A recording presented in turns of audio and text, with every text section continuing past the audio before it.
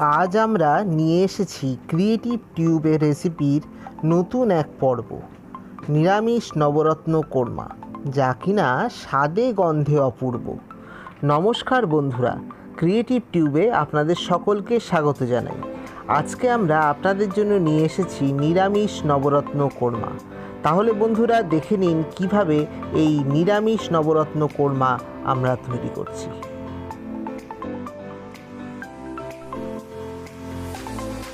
নিরামিষ নবরত্ন কোর্মা বানানোর জন্য আমরা এখানে যা যা উপকরণ নিয়েছি সেগুলি হলো, এখানে 9 রকম জিনিস নিয়েছি। যেহেতু নবরত্ন কোর্মা তাই 9 রকম জিনিসই ব্যবহার করতে হয়। আমি এখানে পনির নিয়েছি 200 গ্রাম, বড় বড় টুকরো করে নিয়েছি। এছাড়া একটা মিডিয়াম সাইজের আলু আমি ছোট ছোট করে টুকরো করে নিয়েছি। ফুলকপি, একটা ছোট সাইজের ফুলকপি আমি ছোট ছোট করে টুকরো করে নিয়েছি।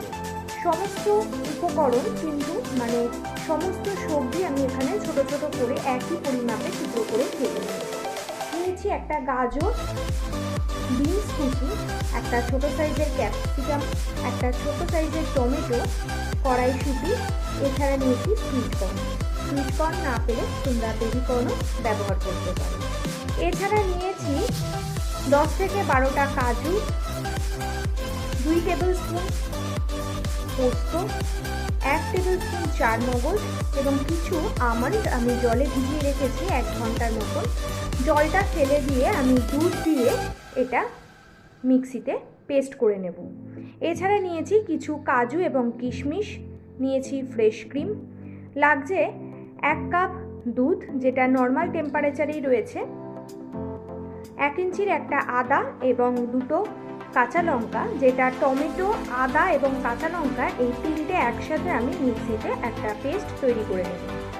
মশলার মধ্যে নিয়েছি ফোড়নের জন্য 9 রকম ফোড়নের জিনিস আমি এখানে নিয়েছি। একটা তেজপাতা, একটা শুকনো লঙ্কা, 4 থেকে 5টা ছোট এলাচ এবং একটা বড় এলাচ, 4 থেকে 5টা লবঙ্গ টুকরো করে, ছোট ছোট করে, যেহেতু দারচিনিটা ছোট তাই কয়েকটা টুকরো আমি দারচিনি নিয়েছি। কিছু গোটা গোলমরিচ এবং সাজিরে। এছাড়া মশলার মধ্যে নিয়েছি জিরের গুঁড়ো, ধনের গুঁড়ো, সমস্ত কিছু 1 চামচ করে নিয়েছি গোলমরিচ গুঁড়ো, গরম মশলার গুঁড়ো, কসুরি মেথি আর লাগবে নুন। এর সাথে লাগবে আমার ঘি এবং সাদা তেল। এখানে আমি একটা কড়াই নিয়ে তার মধ্যে অনেকটা পরিমাণে জল দিয়ে নিয়েছি।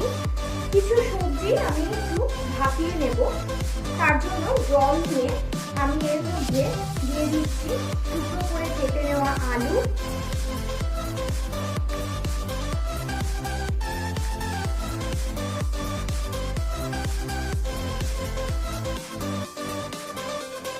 ফুলকপি, গাজর,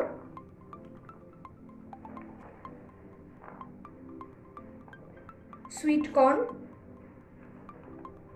আর দিয়ে দিচ্ছি বিনস। এই সমস্ত কিছু আর এর সাথে কড়াইশুঁটিটাও আমি দিয়ে দিচ্ছি। এই সমস্ত কিছু একটু ভাপিয়ে নেব। ভাপিয়ে নেওয়ার সময় আমি এখানে 1 চামচ চিনি দিয়ে দিলাম। এতে কি হবে, প্রত্যেকটা সবজির যে কালার সেটা কিন্তু নষ্ট হবে না, সেজন্য চিনিটা কিন্তু দিয়ে নিতে হবে। এবারে আমি একটু ঢাকা দিয়ে এটাকে ভাপিয়ে নেব। 5 মিনিট পর আমি ঢাকাটা খুলে নিচ্ছি। দেখতেই পাচ্ছ বন্ধুরা, আমাদের সমস্ত সবজি কিন্তু বয়েল হয়ে গেছে আর সবজির কালারটা কিন্তু একদমই নষ্ট হয়নি। এবারে আমি জল থেকে সবজিগুলোকে আলাদা করে নিচ্ছি। এবারে কড়াইয়ের মধ্যে তেল নিয়ে তার মধ্যে আমি কাজু এবং কিশমিশটা ভেজে নিচ্ছি।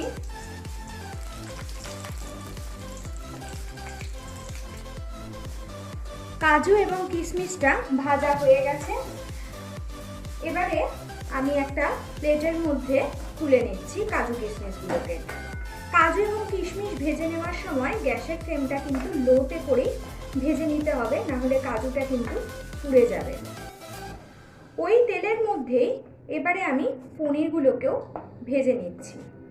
আমি এখানে পনির ভেজে ব্যবহার করছি, তোমরা চাইলে পনিরগুলো না ভেজেও ব্যবহার করতে পারো।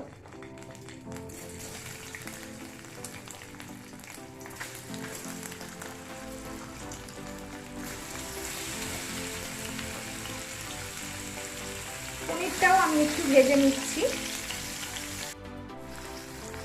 পনিরটা ভাজা হয়ে গেছে, এবারে একটা প্লেটের মধ্যে পনিরগুলোকেও তুলে নিচ্ছি।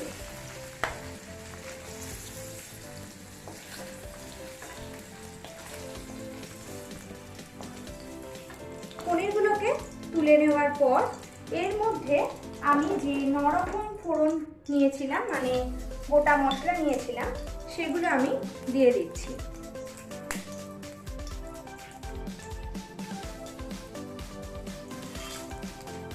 আর এর সাথে দিয়ে দিচ্ছি হিং।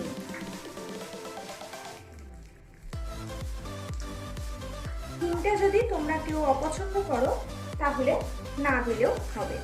ফোড়নটাকে একটু ভেজে নিচ্ছি। ফোড়নটা একটু ভেজে নিয়ে এর মধ্যে আদা, টমেটো এবং কাঁচা লঙ্কা যেটা বেটে রেখেছিলাম সেটা দিয়ে দিলাম। ভালো করে একটু নাড়াচাড়া করে নিচ্ছি।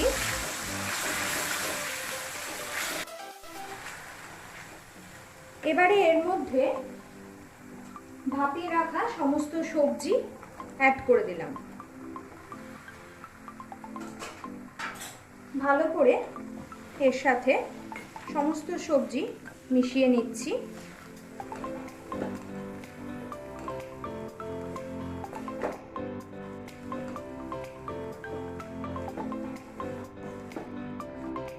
এর মধ্যে দিয়ে দিচ্ছি এবারে জিরের গুঁড়ো, ধনের গুঁড়ো আর গোলমরিচ গুঁড়ো। সামান্য নুনও অ্যাড করে দিচ্ছি। এবারে সমস্ত কিছু ভালো করে সবজির সাথে মিশিয়ে নেব। এবারে এর মধ্যে টুকরো করে কেটে নেওয়া ক্যাপসিকাম গুলো দিয়ে দিলাম। ভালো করে মিশিয়ে নিচ্ছি।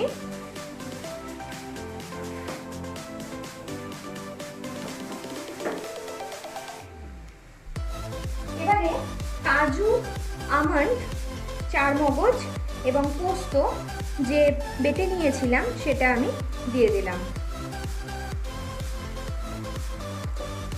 ভালো করে আবারও সমস্ত কিছু মিশিয়ে নিচ্ছি।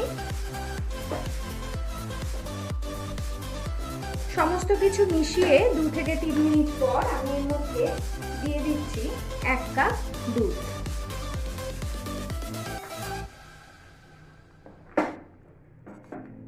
আবারও ভালো করে মিশিয়ে নিচ্ছি। 5 মিনিট ধরে একটু নাড়াচাড়া করে নেব। 5 মিনিট পর ঢাকাটা খুলে নিচ্ছি। আবারও একটু নাড়াচাড়া করে নিয়ে এর মধ্যে দিয়ে দিচ্ছি নুন এবং স্বাদ মতো মিষ্টি।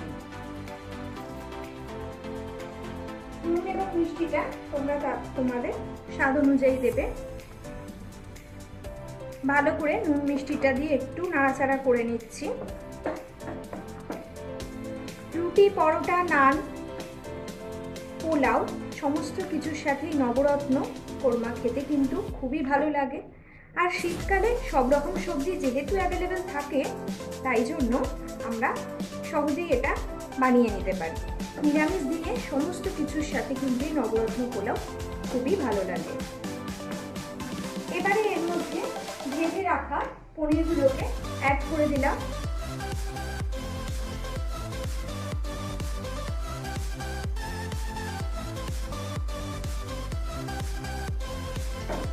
ভালো করে সমস্ত কিছু মিশিয়ে নিচ্ছি আবারও।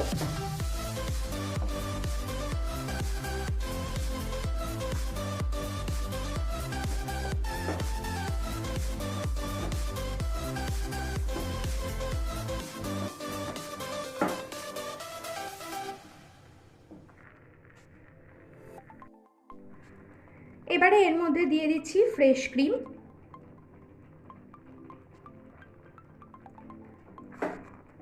ফ্রেশ ক্রিমটা একটু মিশিয়ে নিয়ে এর মধ্যে দিয়ে দিচ্ছি কসুরি মেথি। কসুরি মেথি যদি অপছন্দ হয় তাহলে স্কিপ করলেও হবে। আর এর সাথে দিয়ে দিচ্ছি গরম মশলার গুঁড়ো।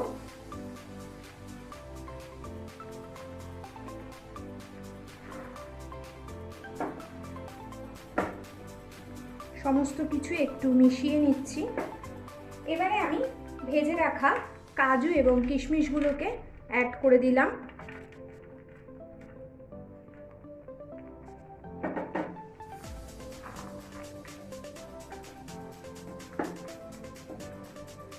সব শেষে দিয়ে দিচ্ছি সামান্য পরিমাণে ঘি। এবারে আবারও একটু মিশিয়ে নিচ্ছি আর গ্যাসের ফ্লেমটাকে এবারে বন্ধ করে দিয়ে ঢাকা দিয়ে আমি 5 মিনিট রেখে দেব, যাতে গরম মশলার গুঁড়োর গন্ধ আর ঘি, তারপর কসুরি মেথি যেগুলো দিয়েছিলাম সমস্ত গন্ধ যাতে এই রান্নার সাথে মিশে যায়। আমাদের পনির কোরমা একদম তৈরি হয়ে গেছে, নবরত্ন কোরমা। এবারে আমি ঢাকা দিয়ে এটাকে 5 মিনিট রেখে তারপর আমি সার্ভ করব। তাহলে বন্ধুরা, কেমন লাগলো আমাদের আজকের এই রেসিপি নিরামিষ নবরত্ন কোরমা? বিভিন্ন অনুষ্ঠান বাড়িতে কিন্তু আমরা এই নিরামিষ নবরত্ন কোরমা খেয়ে থাকি। তাহলে বন্ধুরা, আমাদের এই ভিডিওটা দেখুন আর অবশ্যই নিজেরাও বাড়িতে চেষ্টা করুন।